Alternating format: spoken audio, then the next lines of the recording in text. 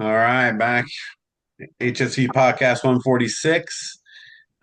Third session wrapping up here with the movie review. So last week's movie review was great. Got some comments, a lot of views from them. So when you're commenting, don't forget, if you want us to review a movie, happy to do that. So leave in the comments, we'll review those as well. But for now, we just get to find movies that we find interesting and tell you how interesting they are. Uh, but very uniquely, we talk about the good and the bad, and we've had some good, really good stuff, and not too much bad stuff. So we'll see how we go here. Maybe we don't pick the best movies. Like this movie's great. Let's review that. Maybe we'll start reviewing low star movies, B movies. Let's do that.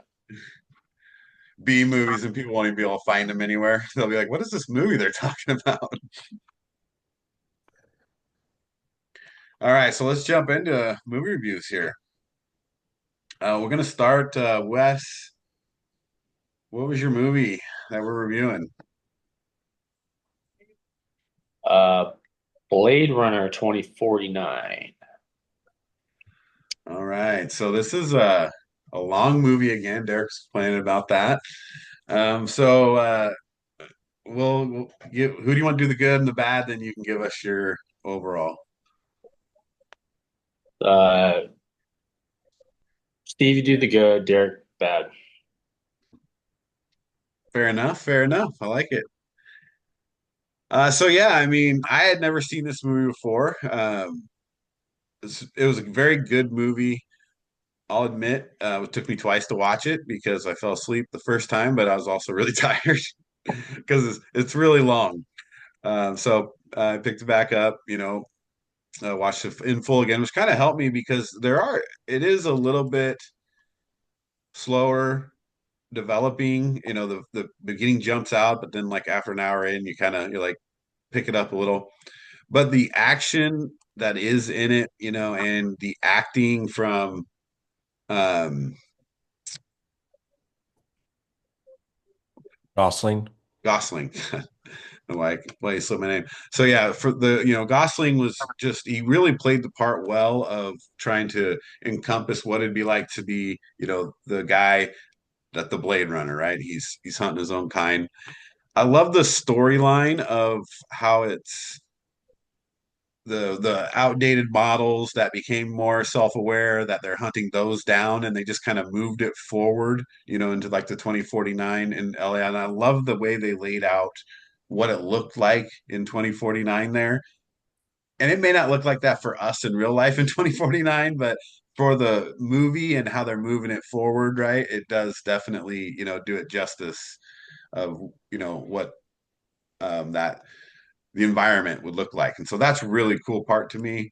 But then, I guess you could call it a coming of age for his character and learning what it's like to be a human and kind of going through that whole like, where do I come from almost? Because you think about it and you really feel like we feel like that all the time, right? We're like, where does it all mean? What is it? Where do we come from and all that stuff? So it plays into that really well. And without spoiling the whole movie, the plot there is it's just a great like realization and watching him go through that. And that's when I mean he did a great job acting. I think he played that role well enough where it was very believable of him becoming aware.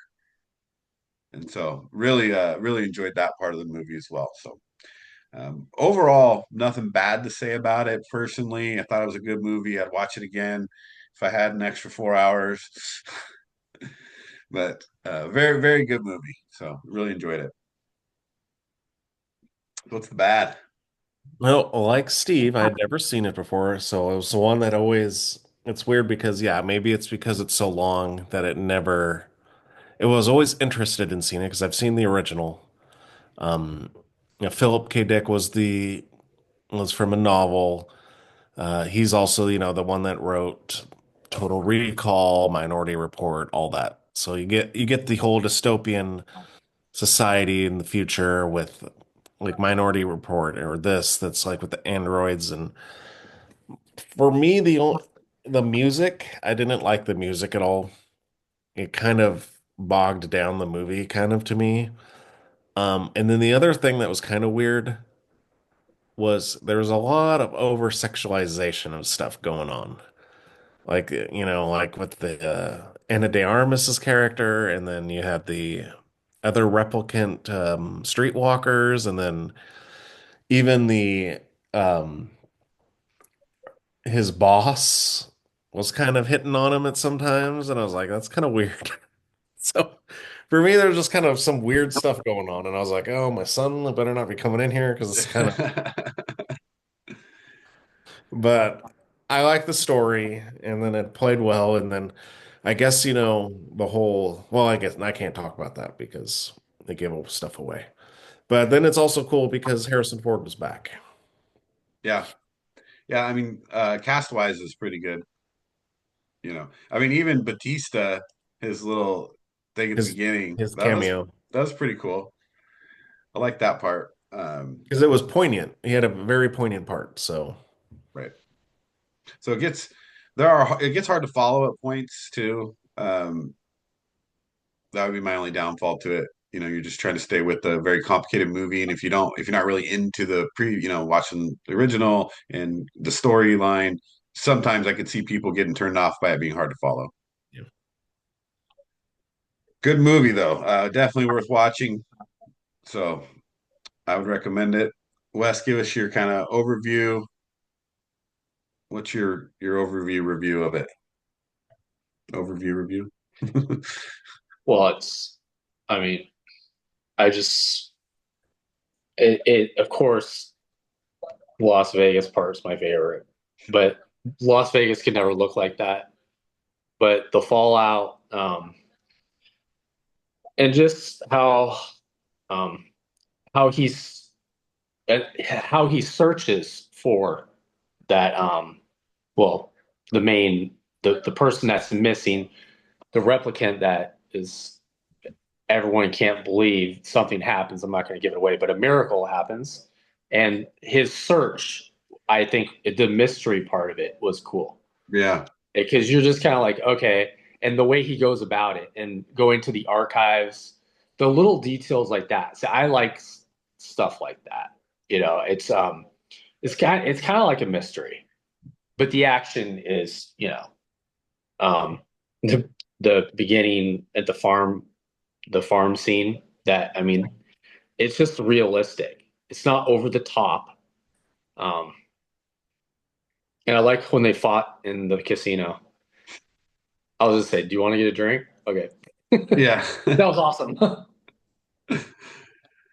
Yeah, I liked a lot of the action too because it's fun, it's action, but that's why another good thing is Gosling, like he plays it like a replicant, right? Instead of like a person, after the action happens. It's kind of fun, like when he gets cut, and he's like, I'll just glue it with like no emotion, like Yeah, he did a good job of that replicant yeah, mindset, right? Showing, that it's a different mindset when they have this action and all this stuff happening. Where when it's other movies, or just like if you think about yourself in those situations, like you'd be high adrenaline, freaking out, going a million miles an hour. So he did a good job playing that part of the role as well.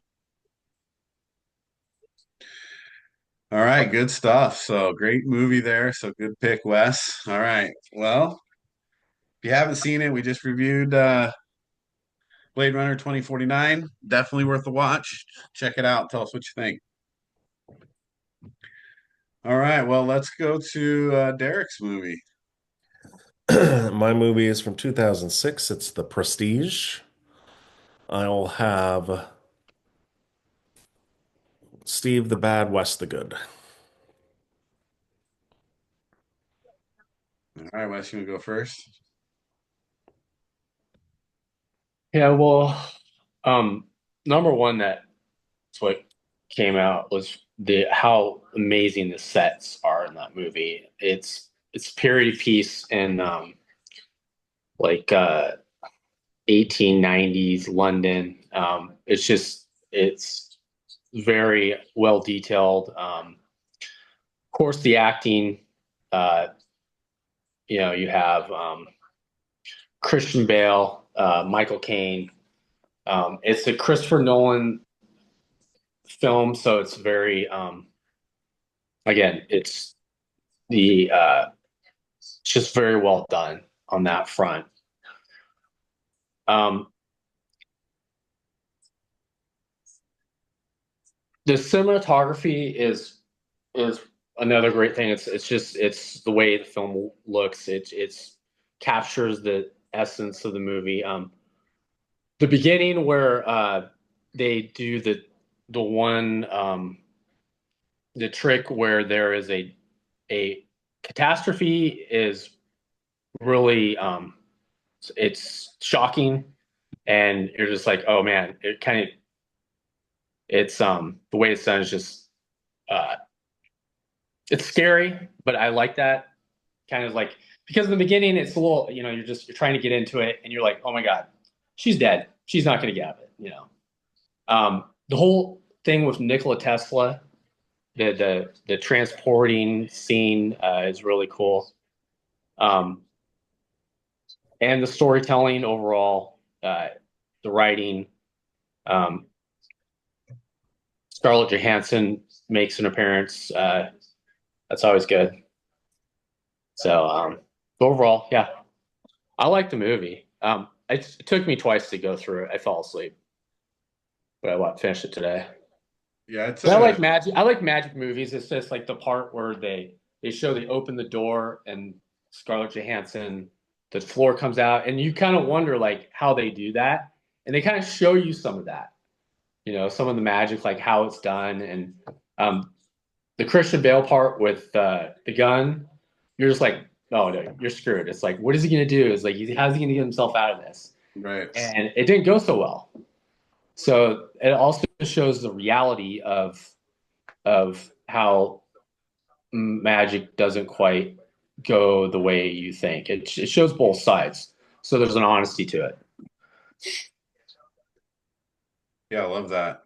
and it's not Um, that long of a movie either. It's you know it's pretty this is easy to what this watch. I've seen this movie a bunch. Like when it first came out, and I really always really liked it. So, watch it again. It's really worth the watch. Something you definitely can watch multiple times. It's hard to find a lot of bad in the movie, because you're right. Christopher Nolan, he does things right, and just the cinematography and the stuff you're talking about makes that movie a really cool movie to watch. But plot wise, like it's really cool. I guess when I think what was kind of bad in this, it kind of makes you just feel bad because there's so much like negativity between the two guys. So the two parts that Hugh Jackman and Christian Bale are playing, they're at odds. Basically from the beginning of the movie, and maybe that is has something to do with egos of magicians or whatever you want to call it, but they go through extreme lengths throughout the movie to really like get after each other, and some points of the movie are like, geez guys, you're like, because it just keeps escalating and escalating and escalating, and that for me gets a little rough to just keep watching them like really just do the worst things they can to each other in a succession. You know, Again, without giving away too much, when they first start out, it's messing up their tricks, but by the end of the movie, like it's a whole new ball game of how what they're doing with each other and fighting that out. And so part of the plot and part of probably what makes the movie good, but sometimes for me it gets a little harder to watch that. Well, I don't want to get too much, but Yeah. Hugh Jackman's character did kind of escalate it because he tried to kill him when he Yeah, tried to shoot him. Yeah. So it right. wasn't like it was just like fun and games, haha, messing with stuff. He was trying to murder him. Right. Well, because it started, with the first trick, though, right? And that's what I mean by the escalation, and then, like, so then they get into just some dark places. Yeah. Yes, I So picked this because to me, The Prestige is Christopher Nolan's best movie. And watching it again. It's, I mean, once you've seen it, then it's kind of like, the M. Night movies with the Christopher Nolan movies usually. It's like they got the twist, and when you've seen it before, you're like, because there's clues. You notice more things. Yeah. And so that's what I loved about it. And Christian Bale is amazing in this. And so yeah, that's why I picked this. He really does play a great part. Um, like by the time you finish the movie, you actually look back and be like, wow, solid job, Christian Bale. Although Hugh Jackman plays, you know, the guy everyone wants to hate really well. Well, yeah, he starts out sympathetic at the beginning, Yeah, and then you're like, nah, he's a jerk. yeah. So, yeah, good movie there. All right. Well, the third one here, final one from me. So I got Catch Me If You Can, Steven Spielberg movie, and we'll go. Derek, you can do the good. Wes, you can do the bad. Wow, how dare you do Wes the Bad with a Spielberg DiCaprio movie? I'm gonna make it tough on him. The good for me, it's Spielberg and DiCaprio, and it's Tom Hanks. I mean, it's just a great story, and it's based on a true story, and that's what's amazing about it. You're like, so this dude who's 17 does all this stuff before he turns 21. I don't want to give too much away, but he's pretty much a con man, and he does tons of stuff. And Tom Hanks as the FBI agent trying to catch him. Yeah, the acting is superb. Christopher Walken is so amazing in this movie. It's kind of like if you were the dad of Leo, you would be like, yeah, just keep going, do it. You're doing so great. Just no, don't stop. Um, yeah, for me, the story is just a great story, and it's pretty amazing that it was a true story. I know, of course, it's a movie that probably, made some stuff up to make it even better, but what happened happened. So for me, um, it's a great movie to watch, and it's just amazing what he went through. Yeah, but you just can't handle the long movies. Yeah, well, it's harder, but it wasn't. It's only 2 hours, 20 minutes. Yeah. All right, Wes. Well, how do you make this movie bad? It's kind of impossible to make it bad. What I didn't like about is the fact that he was so good at getting away with things that he kept getting himself caught. And it's like, what are you doing? Like, you're actually like the whole thing on Christmas that he's calling, you know, Tom Hanks on Christmas, and like he's kind of dropping clues. He gets caught, and then when his dad dies, it kind of gets when he's in prison. That whole scene is pretty. I didn't like that. You're kind of like, what are you doing? You could have gotten away with all this, and you didn't. But then it kind of the twist at the end makes it, that part. It's hard for me to say anything. Amy Adams. I didn't really like her braces. It's like, why does she have braces?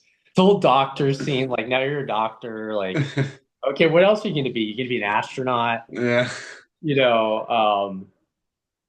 Yeah, it It's gets unbelievable at points, right? it gets to the point where it is unbelievable when he's like he finally catches him and he's like then he acts like the agent and he's like oh yeah and he gets away. It's just but again it's hard for me to say anything that really disparages the movie, you know.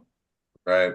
No, I think that actually summed up what I didn't like about it either, pretty well, because I don't like when they movies, and this one not necessarily as bad as some other movies or shows I've seen, but they portray this person as this amazing either thief or whatever their military, Oh, like anything they are, and then they like make these stupid mistakes. no, I got one more, and it's Jennifer Gardner. I don't care. It's just I don't want to see Jennifer Gardner in the movie. I mean, I get she's like this. What was she? A 17 model and all this stuff like a couple years ago. I'm like, no, I don't want to see Jennifer Gardner. That was one of the best scenes, though. It was the best scene. It was because of her, Cheryl Ann. I mean, well, going back to what you said, but you got to realize, he was 17 through like 20 when Right. this all happened, and he was lonely. Like he ran away from home and he was lonely. So of course he's going to make mistakes. He's still a kid. Yeah. Yeah, like I said, it's not as bad as other things, but yeah, there's little things that that just kind of frustrate you because everybody wants to see the bad guy win. But I mean, in a way, was he really that bad? Well, Check no, fraud. and You know? so the It wasn't cool like part he was about the killing movie, anyone or anything. no, well, yeah, He it's just wasn't really, money. he was stealing from corporate, he was like Robin Hood, except he was keeping Oh them. man, yeah, except he was spending it all. The checks. Yeah, It's a little bit different than Robin Hood. Let's just talk about it would that. be awesome nowadays. Can I just write you a check? Yeah. Here. Yeah, I enjoyed the movie a lot, which, and when I was thinking about a movie I hadn't seen in a while, and you think about the two, DiCaprio and Hanks together, and then now you get a director like Steven Spielberg in there, it's like you're off. You're like, oh, we might as well just throw Christopher Walken in here and Martin Sheen, and like you're just showing off. But the movie itself is a great movie. It's a great story, and that I kind of agree more. When Derek, you're talking about the actual story, and yes, I'm sure they exaggerate a little bit, but the whole story is really cool, and the part that it is a young kid, and obviously Leo, plays that part well, and so they really fit in together with that. But really, this is one of Tom Hanks's really great movies because he gets a chance to show different acting abilities and sides of himself and what he can really do as an actor in this one as well. So it was a pretty good job by both of them. So I really really enjoyed the movie. I don't think anybody would be disappointed, if you hadn't seen this to take a look and watch Catch Me If You Can. And then I would also encourage you afterwards to just research take some time research the actual story because it's really cool on its own. Funny story, my wife's cousin, when he was in high school, their high school did a play of Catch Me If You Can, the musical. Nice. We went and saw that. So I've seen a play of it too. Yeah, that's great. And that's a movie you can turn into a play pretty easily. It's really you can just keep switching scenes on stage.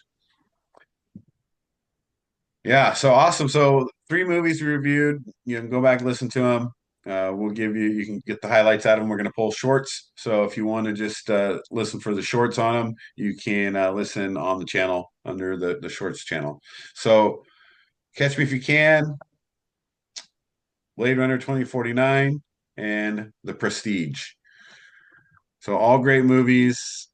Just quick recap of them. Blade Runner 2049. It's a more recent movie. It's 2017. Yep. Uh, directed Dennis Villanueva, mostly starring Ryan Gosling. Prestige 2006. Christopher Nolan directed it. Hugh Jackman, Christian Bale, Michael Caine. And then Catch Me If You Can 2002. Steven Spielberg, of course, Leonardo DiCaprio, Tom Hanks, Christopher Walken, Martin Sheen, Amy Adams, Jennifer Garner, like you name it. Elizabeth Banks, Ellen Pompeo, Josh, Natalie, or James what's her Brolin. Natalie Bay? Is that her name? Natalie Bay? Yeah. So that's it. So we'll wrap it up there for HSC Podcast 146. Don't forget to subscribe and like in the comment section movies you want to review. football section, anything you want to talk about draft wise, off season, throw it in there and we'll get it for you in the next podcast. All right. Thanks, everybody.